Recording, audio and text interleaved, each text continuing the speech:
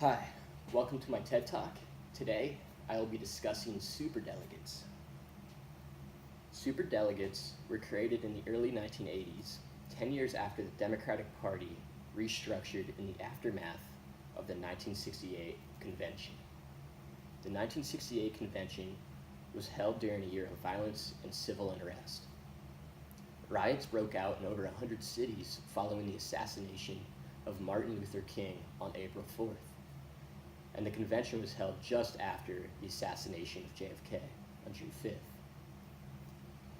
The new rules made the delegate selection far more democratic and included language that encouraged women and minorities to be better represented. This completely removed elected officials and party leaders from the process, but it created a problem.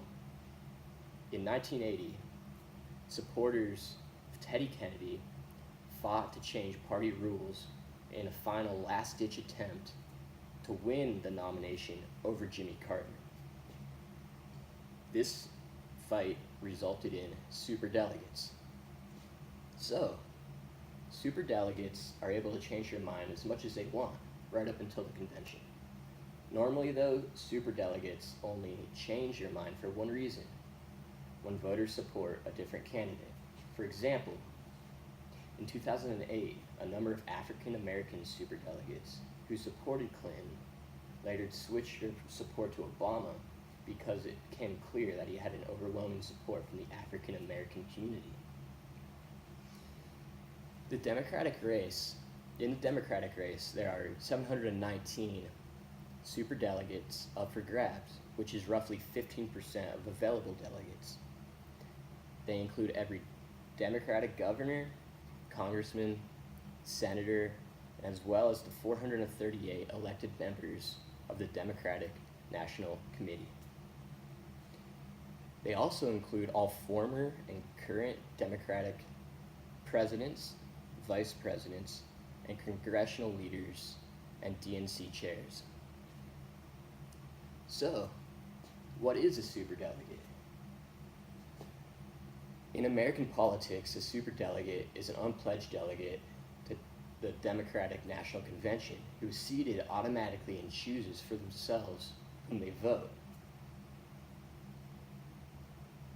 Democratic superdelegates are free to support any candidate for the presidential nomination.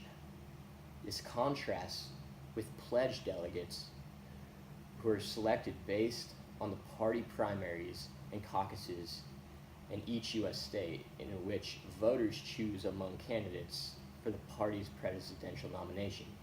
But on August 25th, 2018, the Democratic National Committee agreed to reduce the influence of superdelegates by generally preventing them from voting on the first ballot at the Democratic National Convention. This would allow their vote only in a contested nomination. So there are many criticisms of superdelegates. Many argue that these delegates would have more power than other delegates because they have greater freedom to vote as they wish beginning in the first ballot.